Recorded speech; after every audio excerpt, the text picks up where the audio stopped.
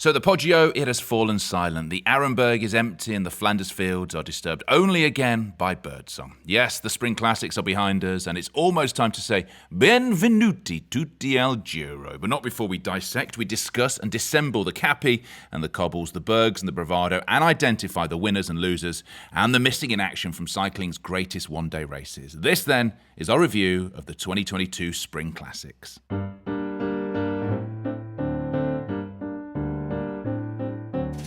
Welcome along to the latest Aerogram podcast for Peloton magazine, in conjunction with Hammerhead's Redoute, including our review of a dramatic and jaw-dropping Liège-Bastogne-Liège, in which the new Merckx outshone the new Merckx, and the old White Fox finally got his mojo back. And by that, yes, I do mean that Jeremy certainly enjoyed La Doyenne, but not as much as Remco Evenepoel's boss, Patrick Lefebvre, who loved it as Quick-Step Alpha Vinyl had the last laugh. Joining me to put all of that in perspective on what we have seen over the past few weeks is Jeremy Whittle, cycling correspondent to The Guardian and professional downstreamer, and renowned author and professional Yorkshireman who loves spending his time around tennis pitches. It is Peter Cossins. And I don't know about you guys, but I am emotionally spent after that little spring classic season. Yeah, it was a thrilling period, wasn't it? 6 to 8 weeks, I guess, really, through March into towards the end of April. Some of the best racing, one-day racing, I think we've seen for a long time. And aligned with that was also this kind of breakthrough. I think it was a real breakthrough for women's. There were lots of breakthroughs. There was a breakthrough for women's racing in terms of the classics. There was Binny and Gourmet's breakthrough win in Ghent-Wevelgem. And there was an awful lot to celebrate, I think, as well as the kind of standard wins in men's racing and the performances of young riders and of new riders. There was a lot to really relish and enjoy, and maybe post-pandemic, that's exactly what cycling needed. Yeah, I mean, I think right from we think all the way back to Wout van Aert winning on his first race of the season back on the first weekend, the opening weekend. All the way through, there's been something. We saw Poggio ripping everyone apart at Strade Bianchi. We saw, like you say, Benjamin Gourmet winning at Ghent-Wevelgem. Elisa Balsamo doing the same. Every week, there's been something. There's been a compelling story, and it's been. I was just saying to OJ before we came on, I think it's been the best spring classics campaign that I can remember. I don't think I've ever watched this amount of bike racing outside of a Grand Tour and enjoyed it so much and been so riveted. And in some ways, I guess, it has felt like a Grand Tour, hasn't it? The Spring Classics have felt almost like they're all attached to each other. One storyline leads into the next. And in that sense, I think it was a more successful and satisfying for fans, because, you know, it did feel like the narrative continued right through those 2 months of racing, and that, you know, there weren't any. I mean, I was a bit concerned about that kind of shift in the calendar with Amstel coming between Flanders and Roubaix at first, but actually I think it worked quite well, because it then set up what happened. I mean, maybe that was coincidence, but it then set up what happened with Ineos, obviously at Amstel with Kwiatkowski winning, and then going into Roubaix with Van Baarle winning. So there was lots of stuff that was kind of storylines that built up over the races, and that, you know, they followed on from each other as well, which I think was really just felt more satisfying, I think. It did. Do you think cycling does suffer from this a bit? That it is, all the events are very much islands on their own. You get these big Grand Tours, which are the big countries around it, and they're just these little islands, and it's sort of like what happens in one race doesn't really matter what happens to another race. Yeah, the kind of, I think it was Marco Pastanese described it as, when you're watching the Grand Tours, you're watching almost like a box set of an event. You're kind of locked in there, and they're kind of ups and downs. There are quiet days, and then there's days when there's lots of action. And with the classics, it's just like full on for one day. They're like thrillers, basically. And I mean, sometimes they can fizzle out, but they don't really link into each other. And I think this year maybe they have done a bit more. That we've had these stories of riders coming back, and Van Aert obviously missing Roubaix and then coming back at Liège, and Van der Poel coming back at San Remo, and all the time there's been. I mean, we've seen it over this weekend with Evenepoel and Alaphilippe and Quick-Step at Liège. Just this kind of I don't know. There's just been like an ongoing narrative. Maybe I don't know. Maybe we're just paying more attention to this kind of thing. Maybe that's a good thing. Maybe it's the fact that there's more cycling that you can watch, that you can listen to, that's talked about, that's written about.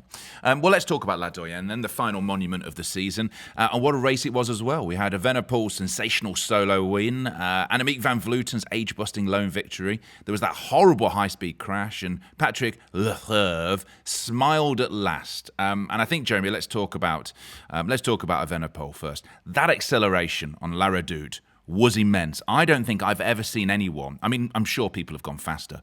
I don't think I've ever seen anyone look like they're going as fast as he was when he attacked. It was outrageous. It was an incredibly violent acceleration, wasn't it? And even to the point where it looked as if his back wheels skipped across the road a bit as well, because he put so much power through the cranks. And I think, there's been a lot of pressure on him for a long time. There's been a lot of expectations on him for probably, since, the World Championships last year, famously with that whole fallout afterwards about the tactics of the Belgian team and his break. And then you go back to kind of even the year before that, and when he was massively hyped. Then the attempt to win the Giro, which kind of went south as well. So there's been massive expectations on him, and of course, Belgians always hang this albatross around young riders' necks of, are they going to be the successor to Eddy Merckx? And it's so unfair. They're basically kids, and he's still quite clearly. He's very young. He's like Poggio. He's still very, very impressionable, and he's feeling his way at the same time as being a huge star in Belgium. So I think it was a defining win for him, because maybe that's enough of a step now for him to really establish himself and to feel more confident about himself and not feel he's got to prove himself, because that race is so hard. It's rightly rated as amongst the hardest of the one-day races, if not the hardest. And it was a spectacular win. But Pete, you know this race. He went early, didn't he? I mean, usually people attack on the following climb. The fact that he went so early, what do you think this says about him, his mindset, and what Quick-Step were looking to do at this race?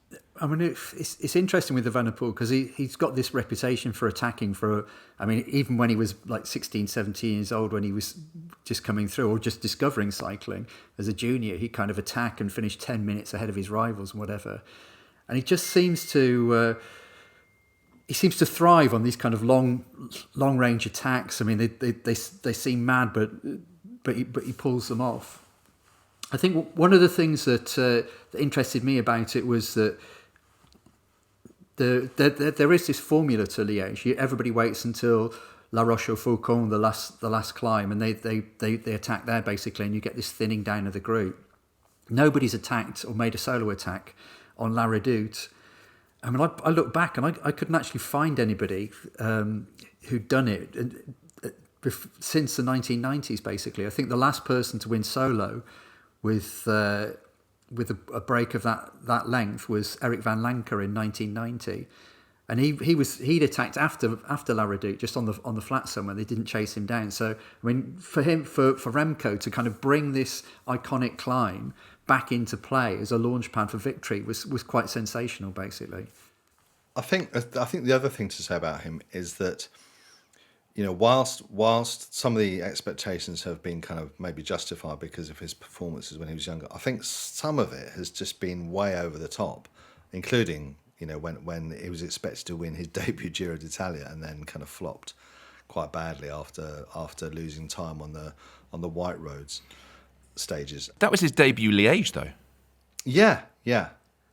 And so it does show, doesn't it, that he can perform at an incredible level in races that he's not that familiar with. I mean, obviously he'd done the reconnaissance, and those are roads that he trains on as well, apparently. So, there's a degree of familiarity with those roads which he's not going to have with the roads in Italy, unless you recce the whole route of the Giro, which obviously you're not going to do.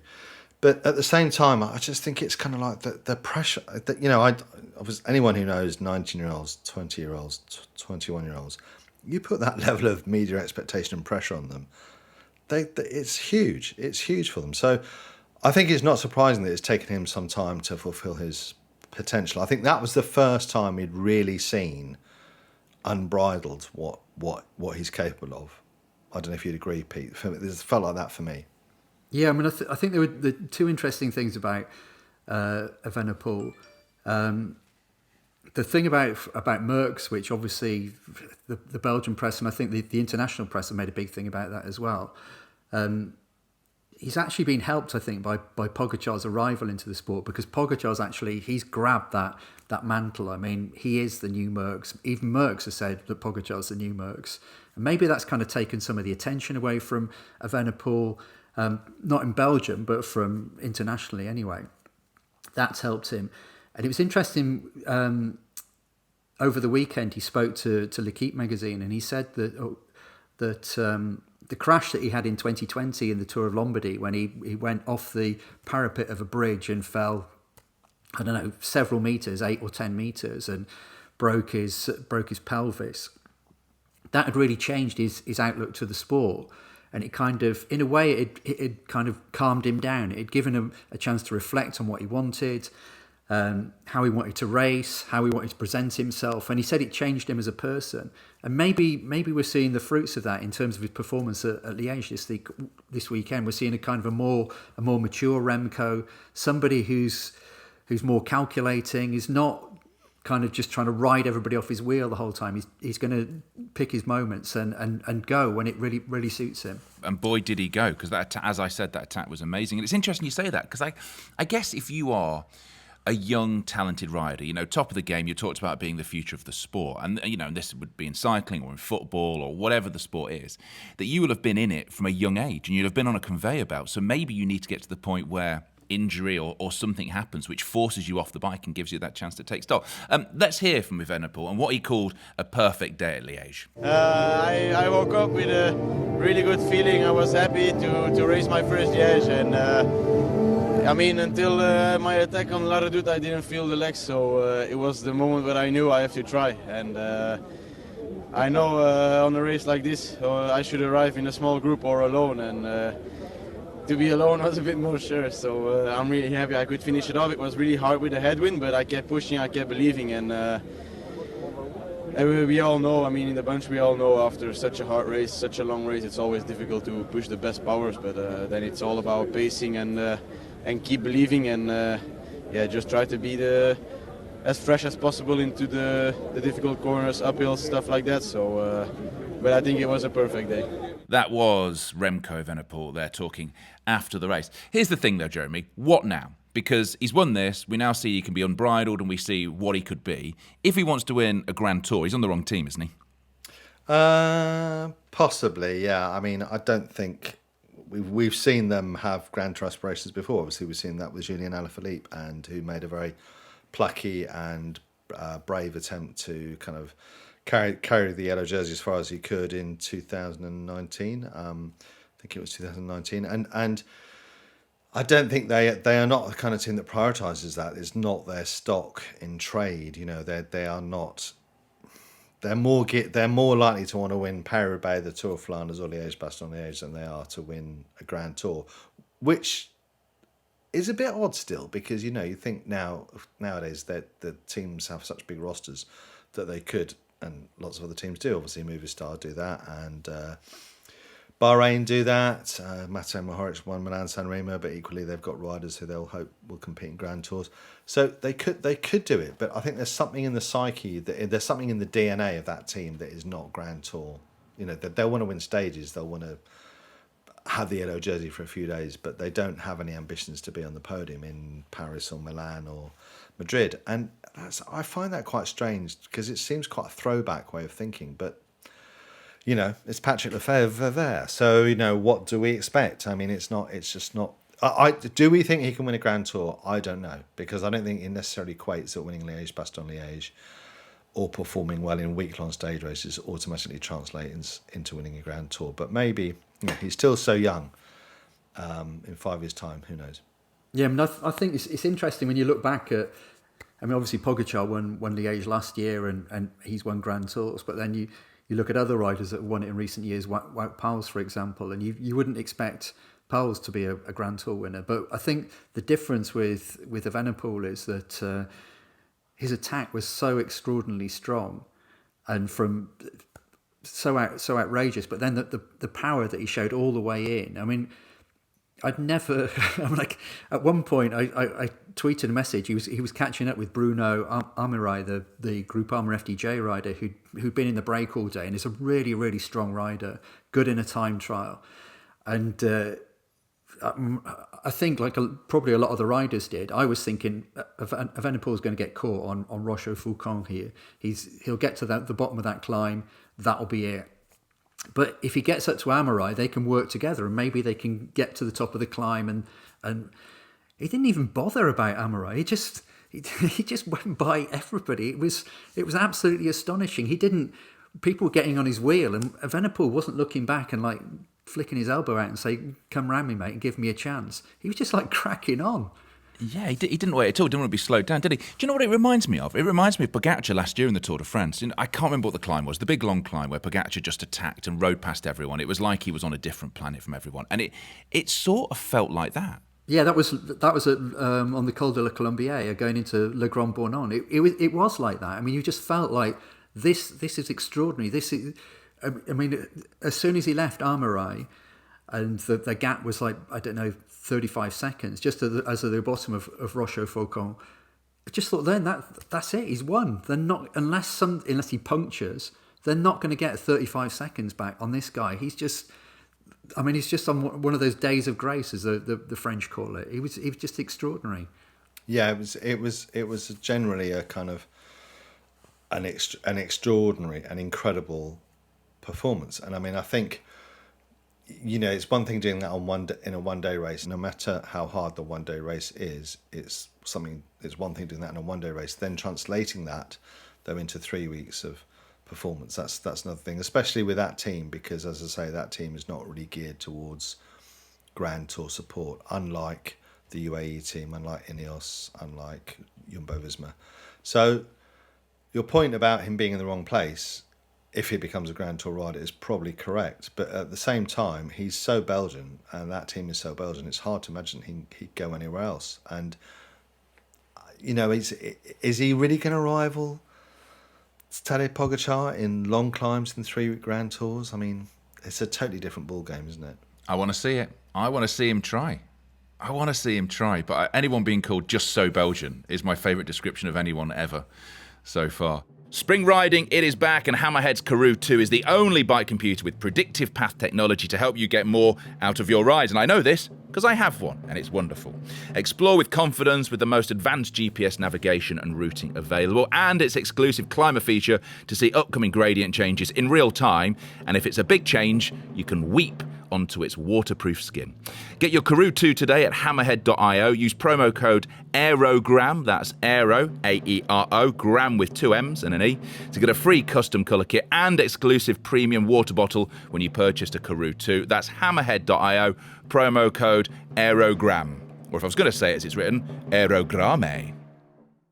Now, while all that was going on, there was the most horrendous high-speed mass crash in the latter half of the men's race, which saw some very dramatic scenes, and also the sight of Romain Bardet dropping his bike, forgetting about the race and rushing to the aid of his French compatriot, Julian Alaphilippe. Pete, there's been a whole load of blame and counter-blame on this in the past 48 hours, revolving around Bardet, Jeremy Cabot and Tom Pidcock. What's happened? I haven't seen any of this. So, Bardet, I mean, he said, he was obviously hugely shaken when he finished, because he saw that Alaphilippe was in distress. He saw that Alaphilippe had hit a tree at 70 kilometres an hour, and went down the bank to just basically to comfort him, because he referred back to this crash that William Bonnet had, another French rider in 2015, I think, where he'd hit a post at the side of the road.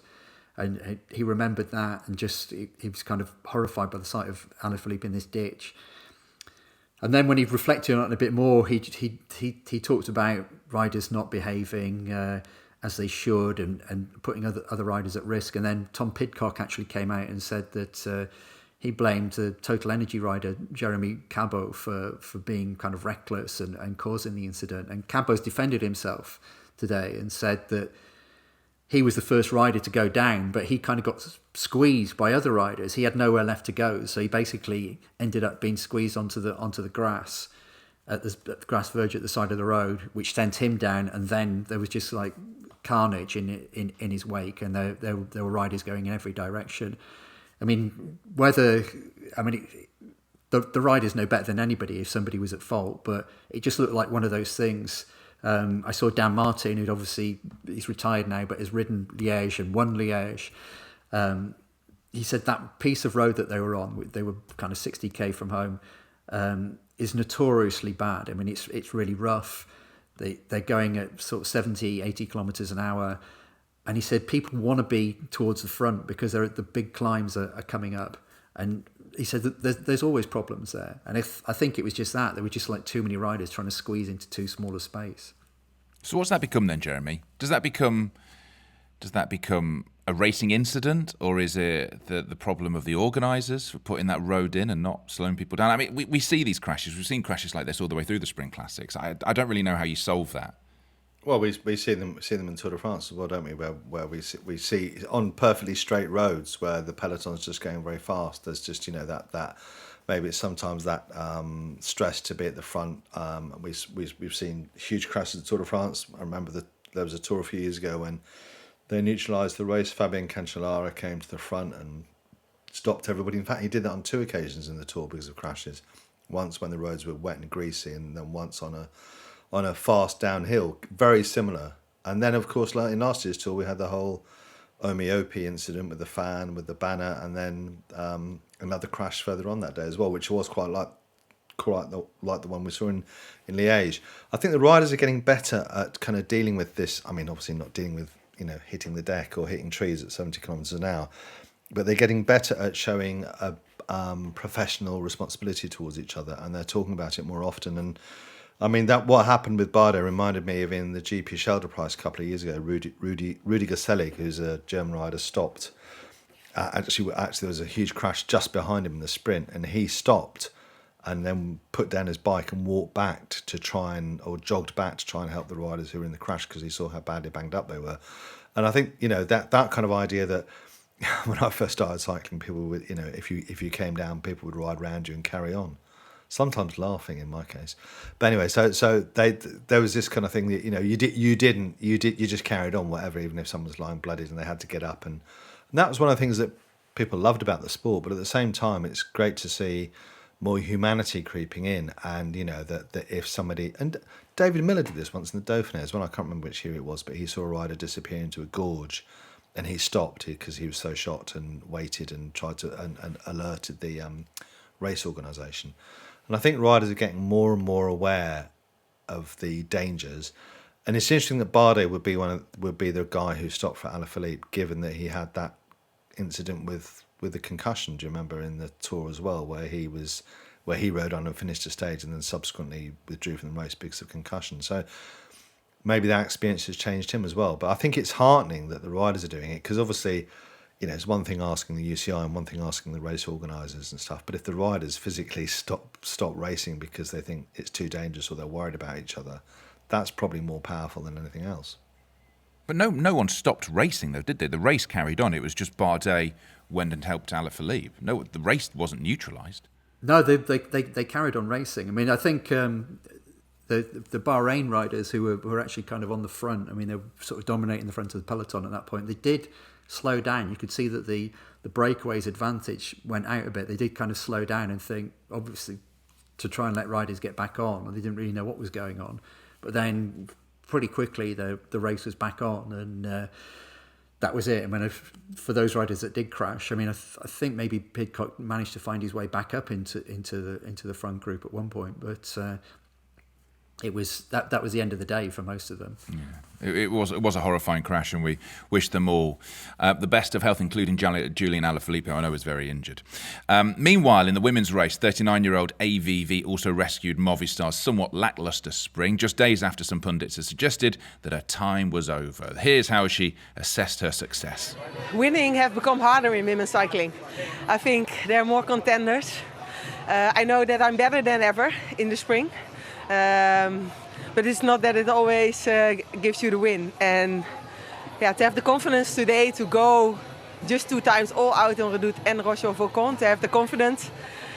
And then when it works out, that's the best. Like you need also some guts to go from the bottom. and just have confidence that I can drop them. But it's not easy because when you, after La Redoute, when you are again with SD Works and they don't want to ride, which is their nothing to say about that. That's good tactics from them. But then it's hard, and then to still take the victory is amazing. What is it with Movistar, Jeremy, and old riders? They seem to have all these old riders on their books, and the men. Yeah, it's interesting, isn't it? Because I think Annemiek van Vleuten stole Alejandro Valverde's thunder slightly by being, not quite as old as him, but nearly, and winning. And winning. Age made all the difference, didn't it? Being a sub 40 and winning a really coveted one-day race. But yeah, it's. Valverde's still good, isn't he? He's still kind of. He said through gritted teeth. He's still good. He's still kind of doing what he always does. He's showing his class, his tactical nous and all this. I love the fact that somebody who is 42 years old is still racing. I love it. I love the fact he's there. I love the fact he's still at the point end. I love the fact he's still animating races. I just can't get excited about the fact it's Valverde. That's all. I think I have the same issue with Valverde. I mean, it's hugely impressive what he does, but I mean, I can't help but think back to. I mean, every time I see him at the front of one of these races, I'm just kind of thinking of Dr. Fuentes in Spain and the Fuentes case, and which was he obviously served a ban as a result of his involvement in that. And all right, I mean, you forgive people, but you don't forget what they've done in the past. And I don't feel like he wasn't racing in the right way then, and if he is now, I still can't feel excited if he is winning as for somebody who hasn't got the pass that he's got. I prefer to see Remco win than Valverde, that's for sure. The other thing about that is that don't you think it's a bit like kind of some band that's been around for 40 years bring out yet another album? I mean, you kind of don't really want to hear any more from them, do you? And you don't really want that. They're going on a reunion tour because they need to pay, alimony or their mortgage or whatever, or they've got too many grandchildren or whatever it may be. But I don't really want to see Alejandro Valverde win Liège-Bastogne-Liège or win a class. We've been there and we've done that. It's time. It's much more exciting to watch Evenepoel, Poggio, Pidcock, etc. Wow.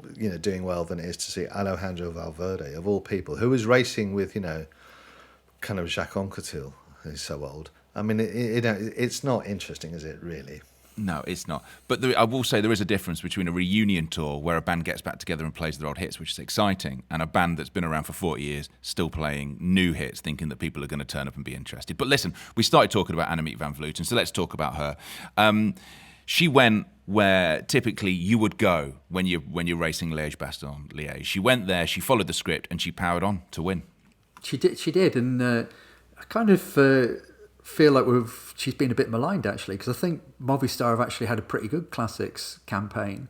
I mean, she said it was the best campaign that they'd had since she'd been at the team, a couple of years now. She was second in Flanders to Lotte Kopecky. And in a way, her win at Liège mirrored, or it kind of set a template for what Remco did in the afternoon. I mean, she attacked, she completely scattered the bunch on, or the lead group on La Redoute. There was still a group of them that went onto La Roche-au-Faucon, half a dozen or so. And then she just put them all to the sword there. And when she went over the top, I don't know, her gap was like 15 seconds or something. You thought, maybe if they all get together and work together, they can bring it back. But she's such a phenomenal time trialist that any messing around, any lack of commitment in the chasing group, and it was going to be done. And that's what happened. I mean, she opened the gap like Remco did as well. I mean, you can't give them any room. But she was kind of written off, wasn't she? A couple of, not written off, but a couple of media outlets, expert media outlets did suggest kind of before that because she hadn't won any world tour races recently, she was kind of past the sell by date. Well, I don't know, this was a bit disrespectful, but, and also I mean we have this. I mean she said about winning has become harder in women's racing, and I think that there is more depth there. I mean, we've seen this year that Elisa Balsamo, nobody was really expecting her. I mean, when she won the Worlds last year. It was a surprise for most people, and she's carried on winning. She's carried on winning. We've seen lots of Kopecky emerge. We've got Demi Vollering. We've got a lot of younger riders now coming through. Marta Cavalli be another one who won Amstel and won Flesch, and she was favourite or one of the favourites for Liège as well. So it's not as easy for Van Vleuten as it was. And I don't know. I mean, you win one big race in a spring. That's it. You've done well. I guess she has just been so successful before, but I tell you what it does. After this spring campaign for the women's peloton, it sets up the Tour de France Femme perfectly, doesn't it, Jeremy? I think you're absolutely right. I was just going to say that I think what we've seen is a quantum leap in both the profile and the quality of women's racing. And I'm not saying the quality wasn't there before, but it feels like it's a much deeper level of quality now across the board. And I think that's only going to become more and more the case as they race more and more at this level, and there are more and more races of high profile for them to really show what they can do in. Because definitely that's if you compare the situation now with a decade ago or even 5 years ago, it's radically different. And obviously they're all building towards the Tour de France Femme in late in July, and that will be another breakthrough moment, another groundbreaking moment, another threshold that will be crossed. And so for next year, presumably it's going to be even a higher level. And obviously we've seen loads of new sponsors move into women's cycling as well, because they realise there are these opportunities now for greater TV exposure. Having said that, of course, the TV coverage is still kind of, as loads of people remarked on social media, we get kind of like 120 kilometres of the men's race and 60, I think, or maybe a bit longer of the women's race. So there's still a lot of inequality going on. They only came on at like 30 kilometres to go, I think. It was only just before they got into La Redoute. I mean, that's ridiculous, isn't it? Yeah. Was that to do with the speed of the race? Had they planned to come on at a certain time and the race was going faster? Because I know the men's was the fastest, Liège-Bastogne-Liège, ridiculously since the 60s or something. I didn't see that, but I think that was all they planned. I mean, I thought I was going to. I mean, they started at some ridiculously early hour, and I thought the coverage would start about 10 or something. And I was a bit surprised when I looked on my phone and saw it was going to be 11:30. Or I'm in Europe, so 11:30 in Europe. That was always the plan. I mean, I think we probably, if they had raced faster, we might have just ended up seeing them racing up La Roche-au-Faucon. But thankfully, we did see a bit more than that. Just seeing the attack. Joined it just as Annemiek van Vleuten attacked. The one race that I think they got it right over the course of the Spring Classics was Paris-Roubaix. I mean, A, because it's Paris-Roubaix, but B, Jeremy, because the women's race was on a separate day to the men's. Do you think that makes a difference? I am absolutely convinced, I've always been convinced, that women's racing should be staged on a different day, and it should have its own separate identity, time scale, media core, TV coverage, all of that. I think if you're shoehorning it onto men's racing, you get exactly what we saw on Sunday, which is kind of, a truncated version of women's racing, and that doesn't do anybody any favours. It doesn't encourage sponsors because they're not getting the exposure. It doesn't encourage the audience because they don't understand fully the narrative of the race. It doesn't encourage the athletes because they kind of like, they know they're being served up as kind of second best. So the way that they've the model for Paris-Roubaix, the model now that they've bring in with the Tour de France Femme is as well, by that being a separate standalone event after the men's race. I mean, I think the other thing about the Tour de France Femme now is you start thinking, well, okay, it's a week long. They're going to the Vosges, so I think this will be a great first edition. I'm sure there'll be enough in the week to really grip people. But at the same time, you think, well, it just comes immediately. The first stage of the Tour de France Femme is just before. As I understand it, it's just before the men's race arrives in Paris on the Champs-Élysées. So again, it'll be kind of like the mise en bouche before the main course. And I think that's slightly unfair as well. So, you'd almost say, well, why not start the Tour de France Femme on, have the men arrive earlier, even just have a faster transfer, have the men arrive and finish, and then have the Tour de France Femme after that, or have it on the Monday. But so I think they're getting there. It's still this question of the business model. Like, How do we get the media there? How do we afford to have the TV coverage? How do we get we have to get the sponsorship of the TV coverage. Yada yada yada. Sponsor it properly. If you can get the men's race there, you can do it. Yeah, but it's a chicken and egg thing, isn't it? That they've come a long way with from La Course to the Tour. I'm now being an apologist for it, and I'm not an apologist for it because I don't think it's good enough. But all I'm saying is that I think there's a pragmatic reality to kind of structuring these races, whether it's men's or women's races. And you see that there are lots of men's races which are struggling for finance and which are underfunded and where sponsorship that's not about the gender of the athletes. That's about kind of the profile and the media friendliness of the event. Well, it's also to do with the weird financing model that cycling has, and it doesn't look like it's ever going to change at any point. But anyway, that is a discussion for another day. Now, we've enjoyed some really standout racing in March and April. We saw Mohoric and his dropper post fly down the Poggio to win in San Remo. Biniam Girmay shatter cycling's institutionalised lack of diversity with a beautiful win in Ghent-Wevelgem. Mathieu van der Poel outsprinted a petulant Pogacar in Flanders, with Pogacar managing to lose to come fourth in a two-man sprint, which was possibly my favourite tweet of the entirety of the spring. Ineos burst into life in Amstel and then Roubaix, and Trek Segafredo emerged as perhaps the classics team of the spring, with wins in Ghent-Wevelgem and Paris-Roubaix through Elisa Balsamo and Elisa Longo-Borghini. So then, let's start with you, Peter.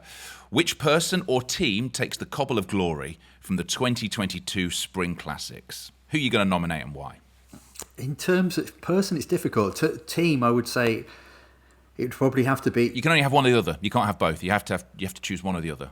I would have to say I'd have to go for Ineos then. I think they won a lot of races. They animated a lot of races as well, and they kind of. I mean, they didn't win with the riders that you expected them to win either. I mean, Dylan van Baarle is a fantastic classics rider and could probably win Flanders on the right day as well as Roubaix, but he rode that race absolutely brilliantly, judged it brilliantly. The team did. I mean, they kind of tore the race apart early on. That was tremendous to see. I mean, they did the same thing with Amstel. We saw them in between. We saw the same kind of thing in Brabantse Pijl that Magnus Sheffield won, 19-year-old kid.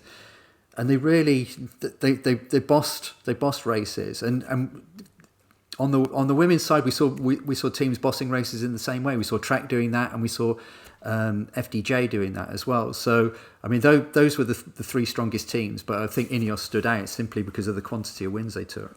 Do you know, I absolutely agree with Peter. He's stolen my choice. I was going to go for Ineos because I think they had to have a great spring. And I think, if anything, it's taken the pressure off them for the Grand Tours because they have now shown they can win in different ways and they can do it excitingly. Who's your choice, Jeremy?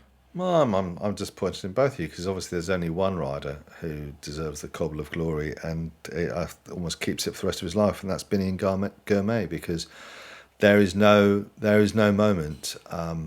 I don't think there'll be another moment this season that will compare with that, and it reduced people to tears, and it was just so powerful for cycling on a global level, not even as a sport, transcended. It was one of those moments that transcends the sport, transcends the kind of race, transcends its environment, and becomes that will be a moment that people will look back on, I think, in the future and think that was a real Rubicon crossing moment. I hope so anyway. I mean, it felt like it.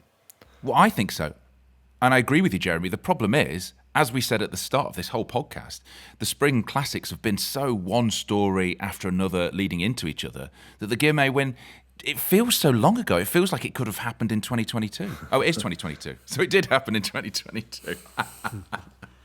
I've lost what year it is. One of the things I really liked about Girmay's win, and it kind of ties in with what we saw with Romain Bardet as well. I mean, Girmay, he won Ghent-Wevelgem, and there was this. They were asking him afterwards, like, "Are you going to ride Flanders now? What are your plans?" And he said, "Well, no, I haven't seen my wife and kids for however, like 2 months or something. I'm getting on a plane to Eritrea, and that's it. There are some things more important than cycling." And off he went. He went back home, and we'll see him again at the Giro. And we saw that again with Bardet in Liège, like going to tend to Julien Alaphilippe. You just kind of thought, I mean, the right way of competing, I guess. It kind of put the whole thing into perspective for you. You're reminded what are the important things in life. Well, it was a very memorable spring. Our attention turns now towards the first Grand Tour of the year, the Giro d'Italia, with the Tour of the Alps already done, which included comeback wins for Bardet and Thibaut Pinot. Things were already hotting up, and it was a very emotional Thibaut Pinot. Could somebody translate it? Because I only saw the interview of him being emotional, and it was all in French. What did he say, Pete? Well, in the first one, when he was caught by Miguel Angel Lopez in the last kilometre when he'd broken away, he was absolutely distraught at the end. Initially, it looked like he started talking, then stopped, went away and was kind of a bit tearful, then kind of came back to the camera and then just said words to the effect of, I've had another crappy day here and I can't believe life's treating me like this, and I was so close. And then of course the next day he was in the break again, and this again he was away on his own coming into the finish. This got caught this time by David de la Cruz, but this time managed to win.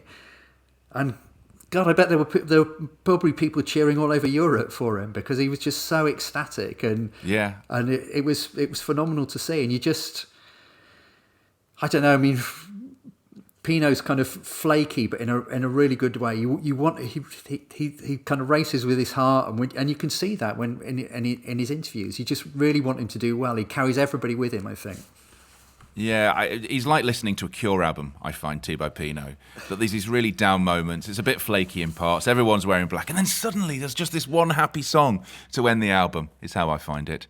Anyway, we'll be back soon for Antipasti prior to the Grand Partenza Nasa. What is it? Partenza? Grande Partenza, yeah. Anyway, thank you very much to Pete Cossins, as always. Thank you very much to Jeremy Whittle. I'm OJ Borg. Thank you for listening. See you soon for some Giro previews.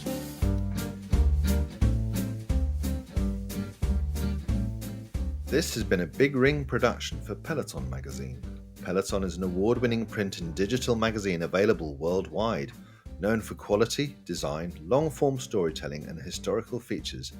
In the past 11 years, Peloton has become the go-to cycling magazine for serious cycling fans and enthusiasts around the globe. Please visit pelotonmagazine.com to learn more about our membership options. And it also smells great when you open it. Give it a sniff. Smells wonderful.